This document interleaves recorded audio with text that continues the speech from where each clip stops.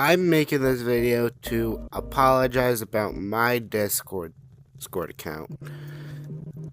My Discord account got hacked for some reason. I didn't click on any suspicious links or anything, and it was sending live cams for 18 or older. So this is apologies for everyone that's in all of the Discord servers, and also for the Security Breach Show, Violet Wolf Reacts, and more. And I forgot the other one that kicked me out. So I would like to apologize to those, please.